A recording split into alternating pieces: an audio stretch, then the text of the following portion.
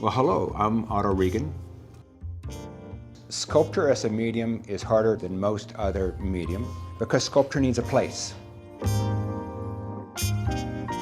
It almost needs an audience in order to fulfill its purpose.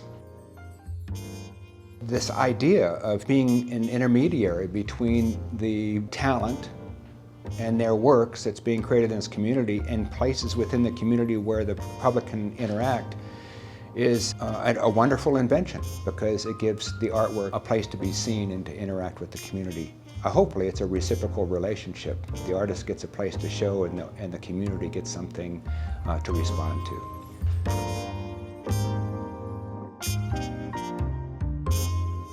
Please join me and other fine Arizona sculptors in the nation's first pop-up sculpture show.